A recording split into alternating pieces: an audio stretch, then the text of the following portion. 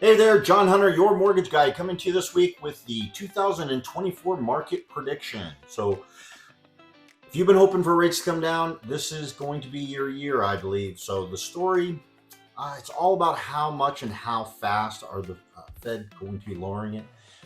Believe it or not, I think the answers are already out there in the data that's available. I'm going to get into that here in a little second with some slides I'm going to show you. But you really can't talk about rates without talking about the Fed.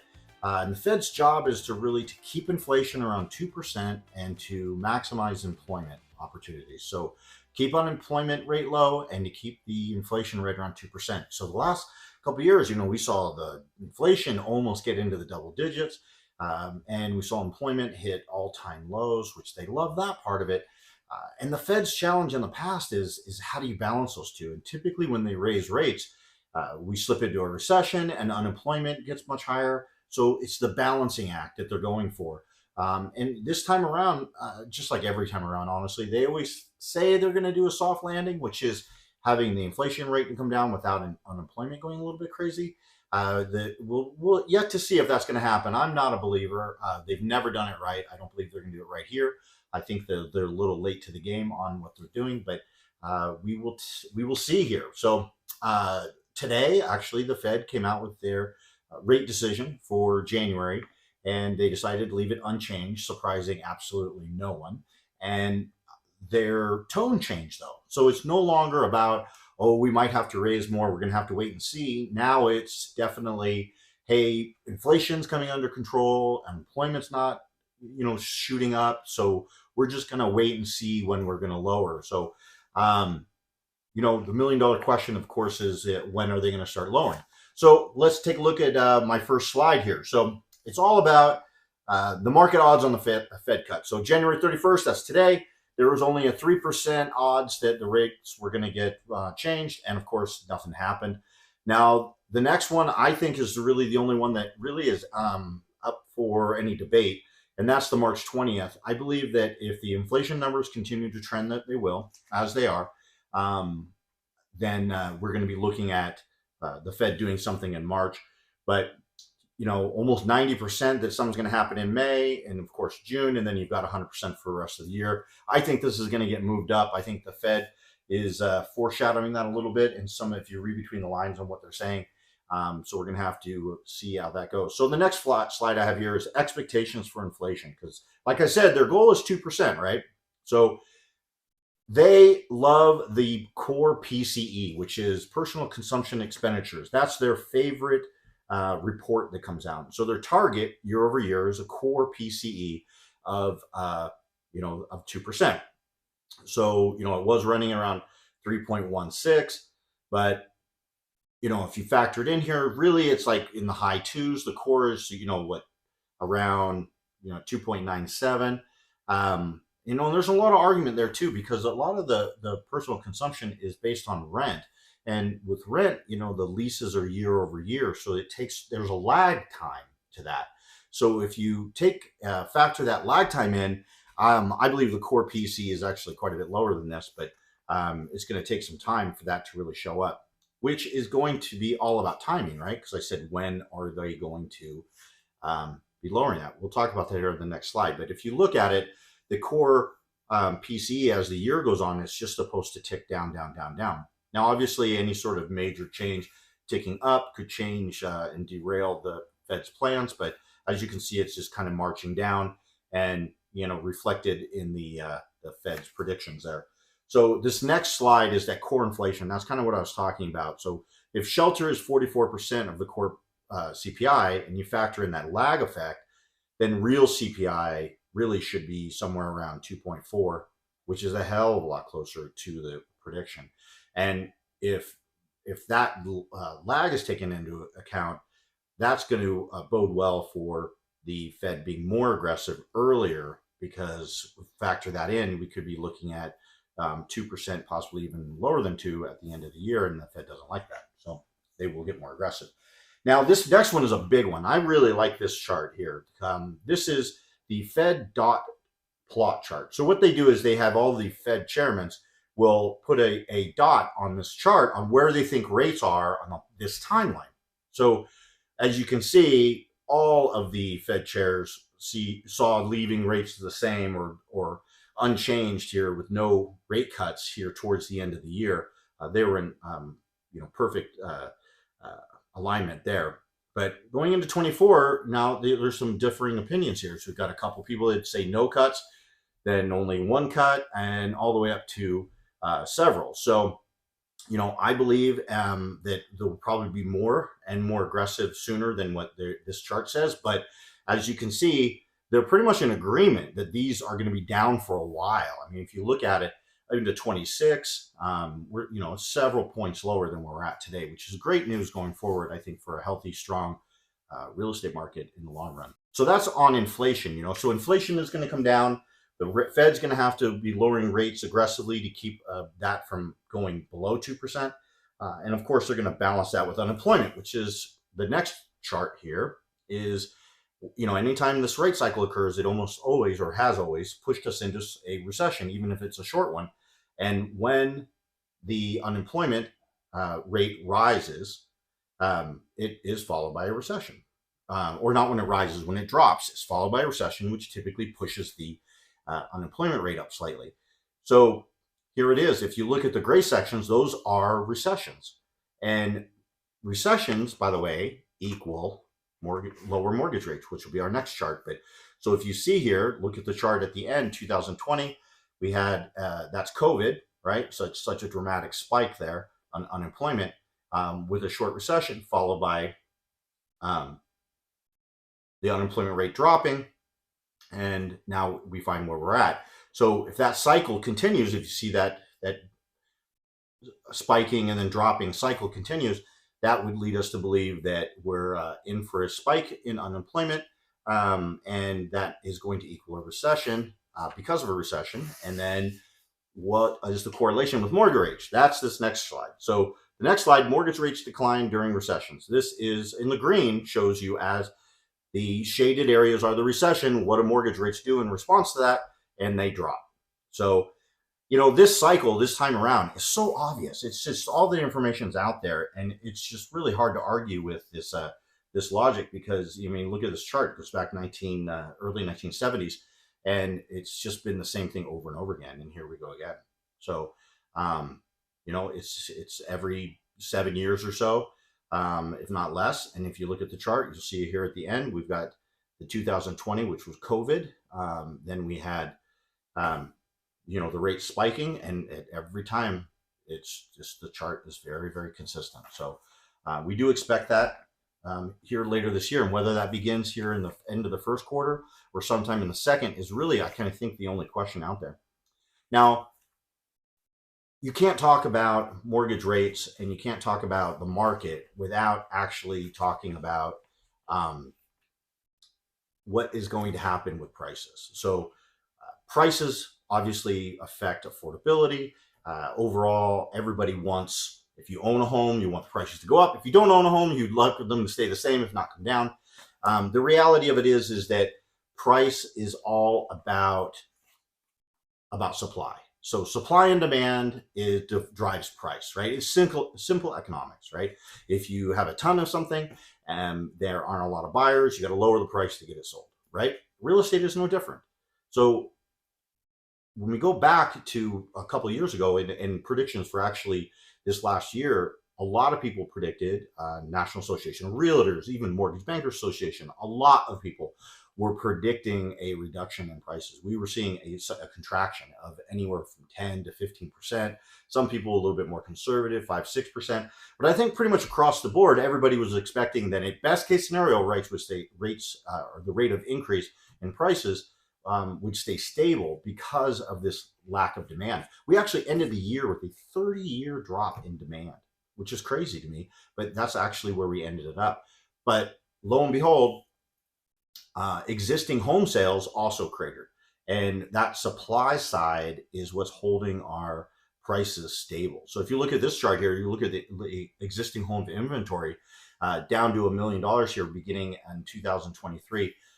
That number is not even real accurate because that doesn't take into account homes that aren't on the market or homes that are in contract.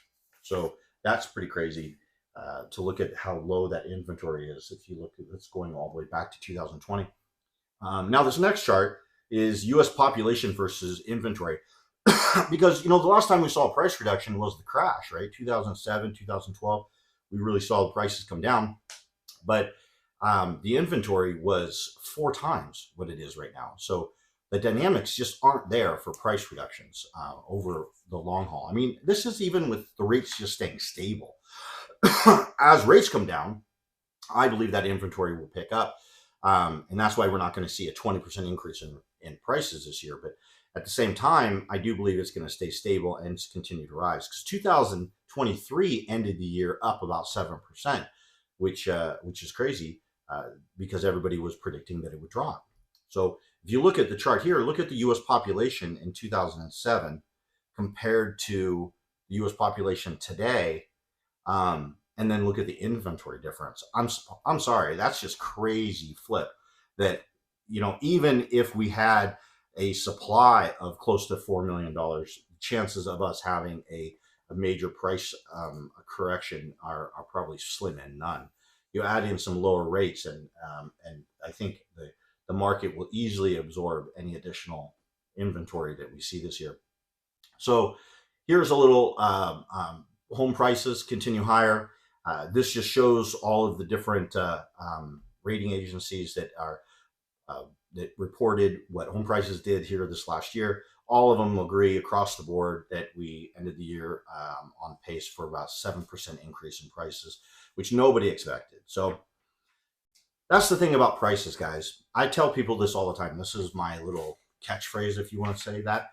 But I tell people, they ask me, oh, what are prices going to do? What do you think real estate is going to do as prices will go? And I say, you know what? The one thing about real estate is that it always goes up, just not in a straight line. But that said, it's hard to argue with this next chart here about betting against the champ being the real estate market. What is it? In history, it says we're 75-6, 75 years out of the 81 years since the 1990 or 1941. Prices have gone up every single year. And if you look at this, 1949 was 0. The only years that we saw any real decrease was the real estate crash. So if you take out that 5-year period in the last 81 years, which was a very unique time because of the lending rules and all of that mess that was created, that we have laws and systems in place to keep that from happening again. If you take that out of it, really it's what 1 and out of 76 years that we actually saw prices decrease. So if you're in that camp that you believe that prices are going to come down, you're betting against that. You're betting against this record. And I'm sorry, if there's one thing that I've learned in business is if you see a pattern, expect it to continue unless something shows you very dramatically that it's not going to. And there's nothing that says that our pattern is not going to continue. And you go to this next chart here about inventory and price, inventory versus price changes year over year. And only on those couple years where the inventory really spiked did we see any sort of decrease. And once again, that's that one-off, which was the crash. I'm hoping that that's pretty obvious for most people. I think it is. And that kind of shows it. So now, unemployment rate. Remember when I was talking about the Fed, their mandate is keep inflation at around 2% and unemployment. So unemployment rates always do increase a little bit during recessions. So there's a little bit that's going to be expected. I think the Fed actually is kind of looking for that. They want unemployment to spike up just a little bit because they think that that's a sign that the rate increases have taken hold and that they can start to loosen without it being inflationary. So their fear is, they loosen too soon, the market gets red hot, we have more inflationary pressures, they raise their ugly head, and we're right back to where we were. So they're watching the unemployment, and they want the unemployment rate to spike up a little bit to make them feel comfortable with aggressively cutting.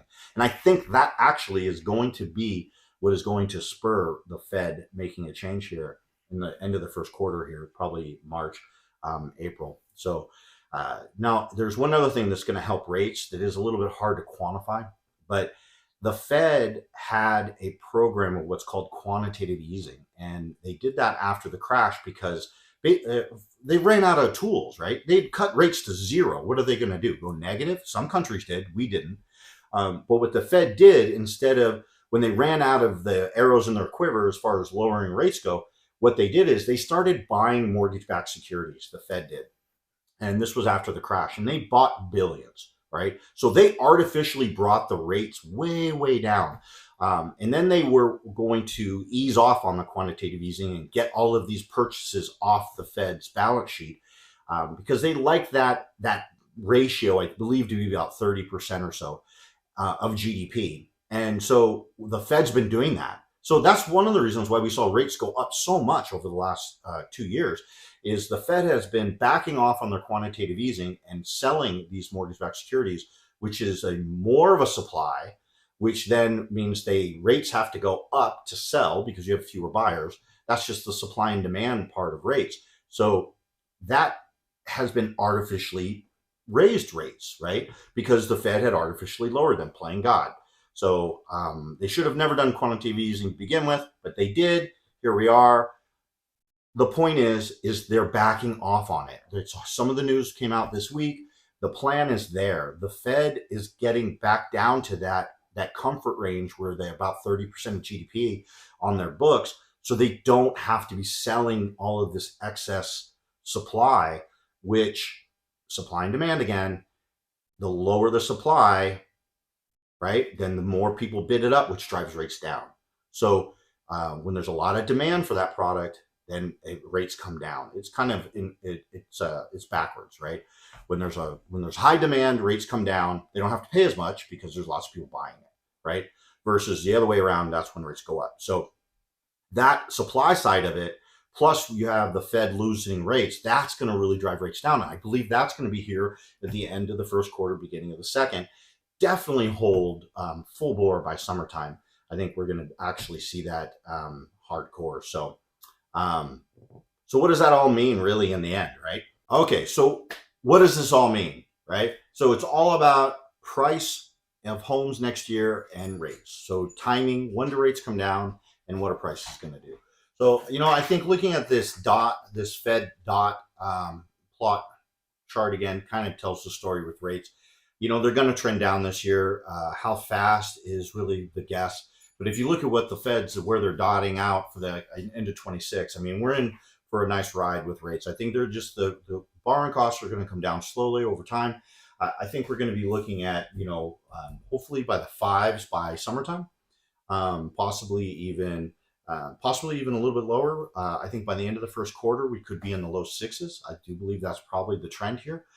We're not that far away from it. A good month or two in on the market, and we're there. So I think that's in our cards. I think inventory is going to pick up as rates come down. They say up to 5 million buyers will come into the market for every 1 point in rate. So that's going to help out the inventory because those people have homes to sell, and that's going to keep prices relatively on the uphill, but not crazy. It's not going to be no supply and tons of demand and then a whole bunch of crazy bids like we saw back in 2021 ish. So nobody wants that kind of market again. It's just not healthy. It's very frustrating for people, and we want it to grow, but just not in a crazy amount. So I think the end of the year we're going to probably see anywhere from 5 to 8% appreciation. I think that's realistic.